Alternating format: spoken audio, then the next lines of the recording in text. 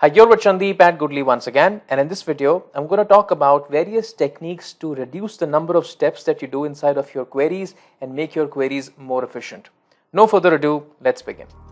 Alright, I'm in Power BI and I have opened up the Power Query editor, and you can see that I have designed a query here with a couple of steps here. And one thing that you will notice in this particular query is that the change type step appears at quite a few places, once here, then once again, and then actually once again here. Now Power Query is going to automatically apply change types as many times as it feels that the type of that particular column needs to be changed.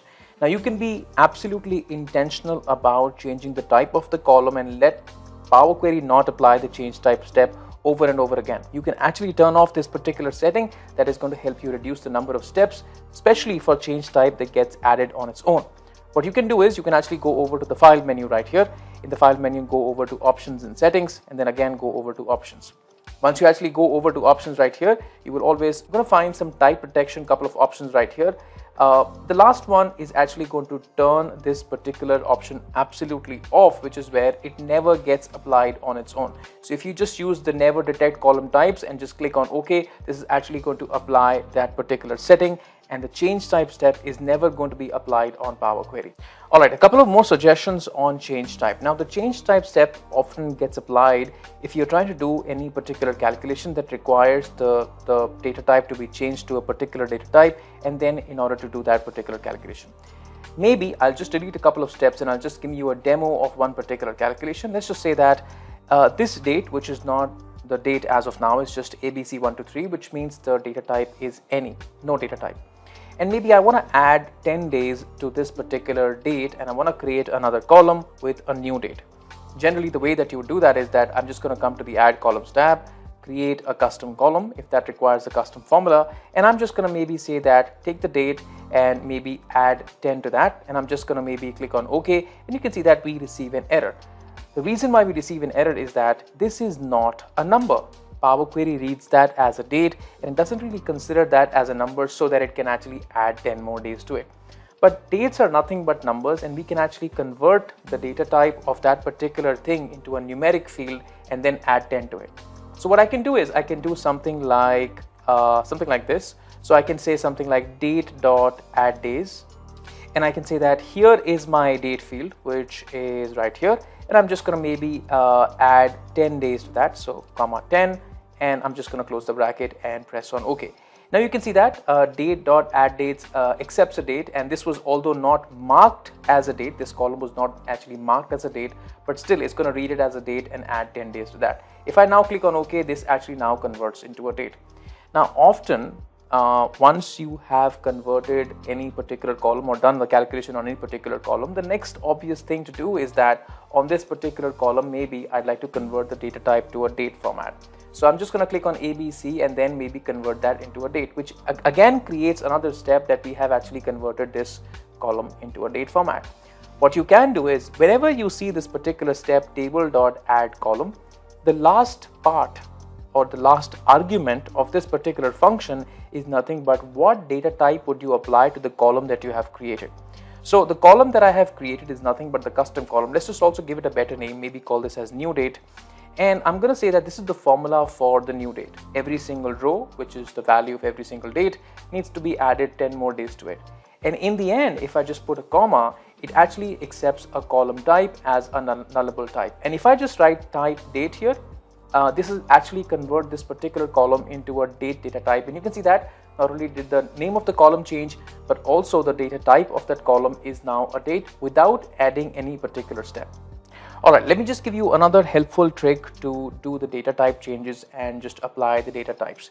Now often I have seen that people are maybe clicking on every single column and converting that to a particular data type. This is not really the trick to reduce the number of types, but just a general trick to apply the data types. So people would just click on that particular column and then say that, hey, this is going to be a text, then for the next column this is going to be a text, and if you, not really a text, this is actually going to be a decimal number. But if you have a lot of columns inside of your data, it's going to be quite a task for you to go pick up every single column and then apply the data type over there. What you can actually do is click on any particular column, press Ctrl A, this selects the entire table. Then we'll go over to the Transform tab and use this particular option called Detect Data Type. Once you do that, it's going to detect the data type of all the columns and provide the data types on its own. Now, I'm not saying that the data type that Power Query is going to apply is always going to be correct. You can validate that, but at least it lifts the pain of selecting every single column and applying the data type manually. Alright, my next trick has to do with reordering columns. Often I have seen in various numbers of queries that people have actually shared with me, which is where they have done a particular step called reordered columns. Now, ordering of the column has got absolutely no impact the way that you create the data or the calculations that are happening inside of your query. Even if the data is ordered in any particular way, it's also not going to impact the models that you create or the calculations that you write inside of your DAX. It just makes it more accessible to take a look at the columns and create the calculations.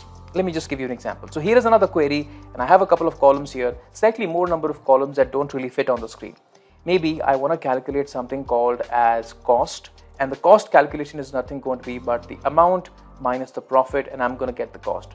But I want to be able to see the amount, profit, and the cost right in front of me while I'm doing that calculation. So the first thing that I do is I pick up these two columns and I reorder them, move them to the right, and a step gets created which is reorder of the columns. Now both these columns are on the far right of the screen right here. I can do a calculation and I can take a look at the results and maybe validate the results visually as well. So I'm just going to go over to the Add Columns tab, click on the custom column, initiate a formula, call this column as cost, and write the formula. What is my formula? My formula is nothing but the amount subtracted by profit subtracted from the amount. Click on OK, and that's where I have the cost. Now you can see that I did create that cost column, and the cost column is next to the amount and the profit, but there is a reordered column step which actually does nothing apart from reordering the columns. It's helpful in the moment to take a look at that particular column in a new position, but it's not generally adding value to your query in any way. Even if I delete that particular reordering of the step, this query is just going to work absolutely fine, and the cost column will still give you the right answers. Unless you're doing something very sophisticated which needs to follow the inherent order of the columns, even if you have done a couple of reordering of the columns just to help you navigate through different columns in the query, you can absolutely delete those reordering steps, and that will help you save a couple of steps inside of your queries. Alright, my next trick has to do with batching. Now, what does batching mean? Batching simply means that if you're trying to perform multiple actions at multiple instances inside of the query, and you have the chance to group all of those actions together in a single step, you should absolutely do that. That's nothing but batching of multiple steps into a single step. That is absolutely going to help you reduce the number of steps that are there inside of the query. Take a look. Let me just give you a few examples. Let's just say that, for instance, I am just maybe applying a filter to this particular column, and I'm just calling this column as maybe I just want to have north and the south, and I'll just click on OK, and here is where I have applied a filter, and obviously that is going to create a step which is filtered rows. Next, I rename that column, and instead of calling this as region, I'm just going to call this as location, and I'm just going to maybe apply another filter on the sales rep column, and I'm going to say, hey, maybe just pick up 2 or 3 salesperson. I don't really want to have more than 2 or 3 salesperson. This is the data that I would like to work with, and also I will say that do not really call this column as sales rep. I'm going to call this column as salesman. All right, I'm just going to press OK, and this has created a bunch of steps. Now you can see that I applied filtered 2 times. I also did the renaming 2 times. What I could have done is, to reduce the number of steps, I could have batched the filtered and the renamed steps together in the same step. That is going to create, let's say, 2-3 steps lesser as compared to doing them over and over again. So you have to logically think about the query, and you have to see that if these steps that I'm doing over and over again, can they be batched together in a single step or not. So take a look. If I just do all of that exercise once again, so delete that, delete that, delete that, you can see that I applied filters. So maybe I can also apply the filters that I initially applied. I don't remember which salesmen were they, but let's just say that I'm just going to pick up a couple of salesmen right here. Click on OK, and we are good to go. Now a single step has been inserted, and you can see all that conditions are there inside of my formula bar. So far so good, just one step. Next step is to rename. If you want to rename, you can do that. So I'm just going to call this as salesman and press enter. And the next one is going to be, let's say, location. And you will find that as soon as I do that, it creates the renaming step as a single step, not individual step for every single column. So there were 2 renames done, and it just created a single step. So this happens often at multiple places inside of your query. Batch the steps that can be batched together. This will reduce the number of steps. Alright, my next trick has to do with renaming. Now, There are various opportunities inside of the query to provide the renaming or changing the name of the column in the env code itself or in the formula bar itself, rather than you creating a new step for it. Take a look at a couple of examples, and that was going to give you a good hint of that. Maybe I want to create a new column and I'd like to call that column amount minus profit equals to cost, and that's the column that I would like to create. Now, generally speaking, if you just go over to the add columns tab and create a custom column, the custom column does give you the opportunity of writing the name of the column. If you don't write the name of the column and later you decide to rename the column yourself, rename step once again and then naming the column as a different column. So use these opportunities to save the number of steps that you're creating inside of the query. Another example is that if you are trying to maybe split the columns into multiple columns, take a look, we have different sales rep here, and maybe I'd like to split the column by the first name and the last name in two different columns.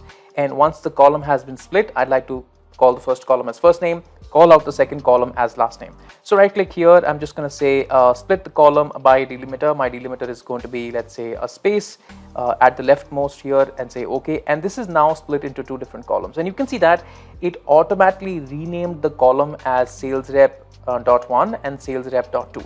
But I don't really want that. I want first name and last name. If you take a look at the formula bar right here, it has created that piece of code for me, and I can see that it hard coded that name, sales rep .1 and sales rep .2. I can actually come here and I can call this as my first name and call this as the last name, and this is actually going to save me maybe one or two steps, which is where I had to manually go and right click on the column and do the rename once again. Now, another example of renaming also happens while you're trying to expand a particular column which has a table or a record. Take a look. This particular column, which is a custom column that I have created, has a couple of records inside of that. Now, this column could also have had a table. The trick is going to apply to a table or to a record, right? Doesn't really matter. So if I just maybe go ahead on this particular column, if I click on expand right here, and if I just uncheck that, and if I expand all the three items, customer ID, name and the phone, if I click on OK, the three columns get expanded. Now later, after the expansion, I decide that, hey, maybe I'd like to rename the column that have expanded. So you're going to create another step. Not a need, you can actually make use of the formula bar. So come to that particular expanded column, go over to the formula bar and take a look at the formula bar.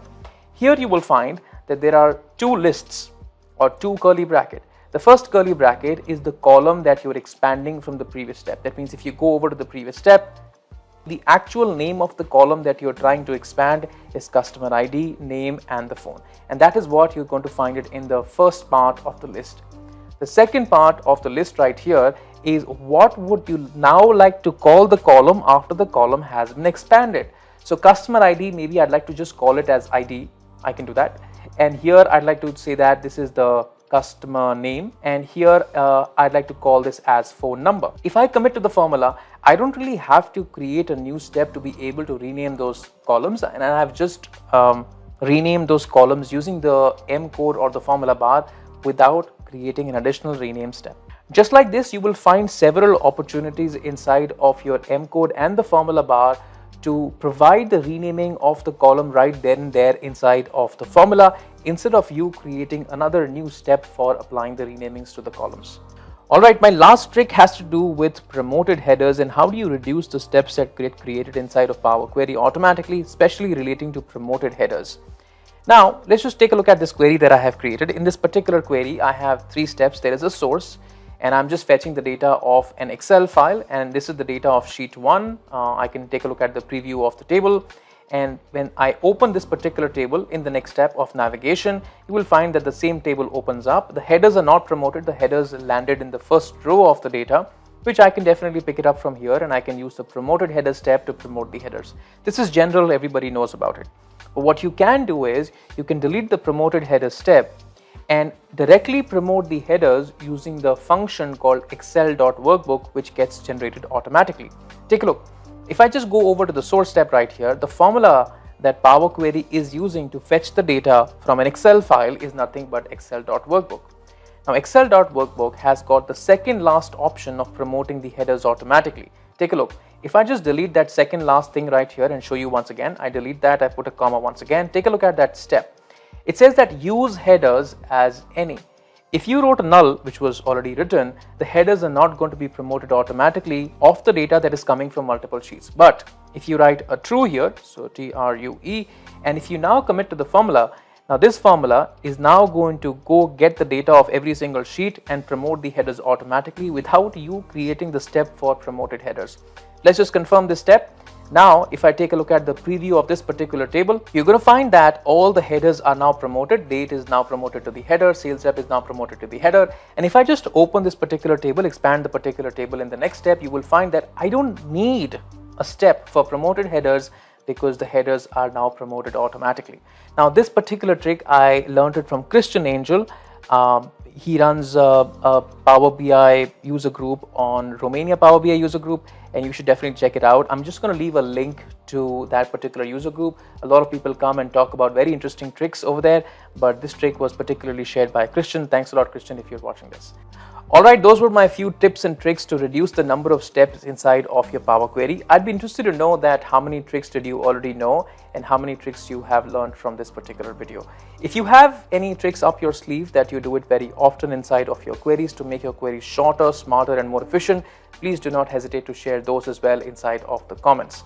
In the end, a quick shout about my DAX and my Power Query courses. If you're starting out with Power BI and you need help with learning the fundamentals really well of Power Query or even of DAX first, and then proceed on to solving more challenging problems of your own data, I would highly recommend that you take a look at my courses. It's going to be highly beneficial. Thanks so much for watching this, and I will catch you guys in the next one. Cheers. Bye.